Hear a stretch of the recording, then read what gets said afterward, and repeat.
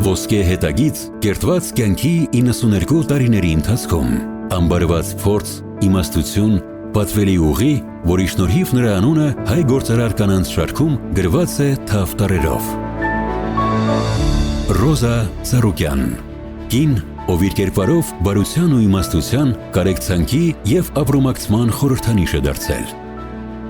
Գործարար, բարերար, մուլտի-ագրո գիտաարտադրական կենտրոնի գլխավոր տնօրեն, Հայաստանի մեղվաբույսների ազգային ֆեդերացիայի նախագահ Ռոզա Ծառուկյանը կյանքի ուրույն ուղի է անցել, լի հետաքրքիր դրվագներով և փորձություններով։ Մասնագիտական բուռն ուղին պսակվել է նախ որպես ավագ հաշվապահ, ապա նաև որպես գլխավոր հաշվապահ տնտեսագետ Հայաստանի անասնաբուժական անասնաբուծական գիտահետազոտական կենտրոնում, որպես հաշվապահ և տնտեսագետ Նեկտար գիտաարտադրական միավորումում, իսկ 2003 թվականից մինչև այսօր մուլտի-ագրո գիտաարտադրական կենտրոնի գլխավոր տնօրենն է։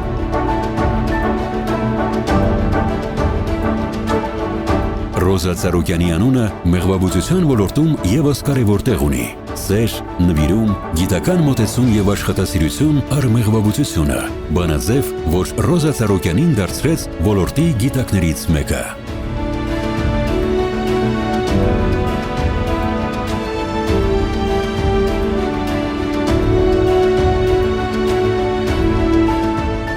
Անթիվ են նաև Ռոզա Ծառուկյանի բարեգործությունները, կարեկից լինելու յուրահատկությունը։